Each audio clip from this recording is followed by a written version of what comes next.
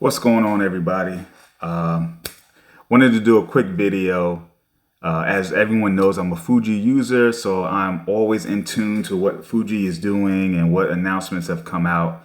And so the new Fuji X-M5 has just been released, and it was something that I was kind of excited about before the release of it. Looking on Fuji Rumors, shout out to them for putting out content. And just something I was thinking about, because as an X70 owner, I think we all wanted something to replace the X70 because the XF10 didn't replace it. A small camera is something missing in the Fuji lineup. The XE4, I think, was the smallest camera up to this point. Even the X100 series is bigger than the XE4. And so I think they tried to do a small camera with the XE4. In my opinion, it didn't really nail what most people wanted. I think the lack of a grip was an issue. The tilt screen, I think, controversially worked, for most people. It does have a viewfinder, which is a good thing, and still could be a compelling option. I like my X70. I still have my X70. I like it, and I wish they would just make an X80 with better autofocus and more megapixels, and that's all you need. But do we really need that stuff?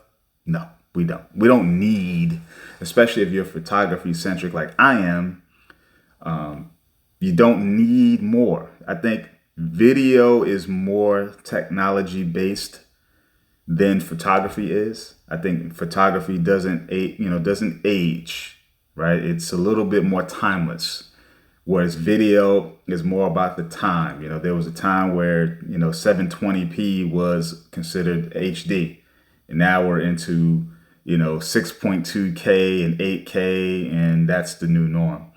Even though we're shooting more on smaller devices and viewing things on smaller devices in the first place.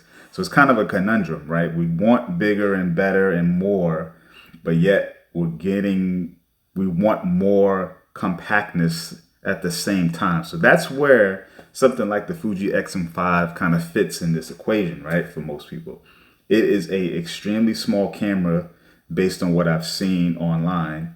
I watched the Fuji Fanboys channel, and he had a graphic where he listed the XE4, the X70, and the X-M5 in succession of each other.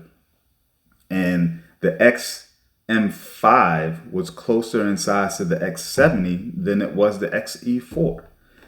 So that was a very interesting thing for someone like me, because I have an X-S10, which I normally shoot on for these videos, but I'm actually using my phone today. But I wanted to use it in the video itself. So I have an X-S10, and the X-S10 is, a small camera itself, but it has a big feel to it because of this grip. It has a really big grip, which I think is great for, handling larger lenses. This is the 10-24, which I normally shoot the videos on.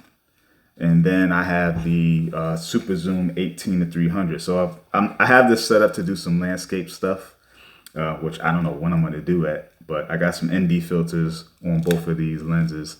So this is going to be my landscape setup. I don't know what I'm going to do, when I'm going to do it, and where, but I'm going to do something. But anyway, I digress. The X-S10 is the smallest interchangeable camera that I have. And I was considering getting an XT double-digit camera, like an XT10 or XT20. I like the two of them because they still have the D-pad. I still like the D-pad. The XT30, a little too expensive for me in comparison to, getting a T20 or T10. And I'm happy with 16 megapixels and above, right? I'm good with that. So the 10 might be a compelling option for me to have, because I want something a little smaller that's photography centric to go with, my other cameras, because I use a Ricoh for my everyday. That's my smallest camera. And then I have the X70 as my luxury small camera.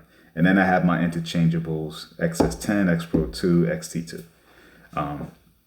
So the XM5 to me would fit as a possible replacement for all my compact cameras and possibly including my X-S10.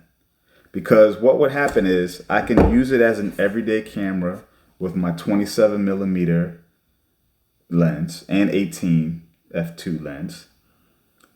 It could also be a vlog camera, so I could still shoot these videos using this same 10 to 24 lens, because it also has, the XM5 has a flip out screen, right? Just like the X-S10 does.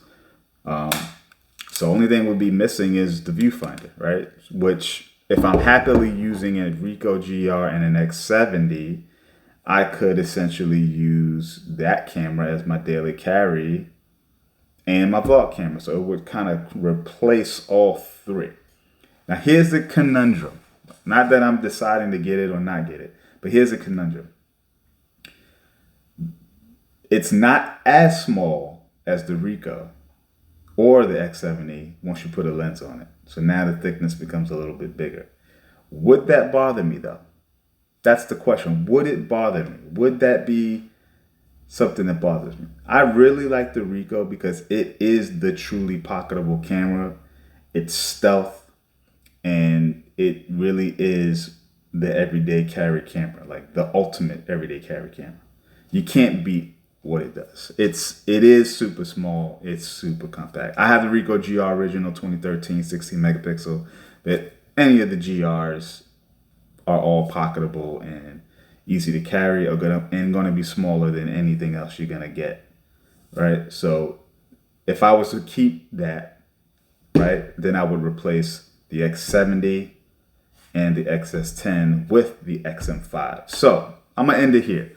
What do you think I should do? Should I go pull the trigger on the XM5 and make that my other daily carry and vlog camera all in one and get rid of the X-S10 and X70? Let me know. Peace.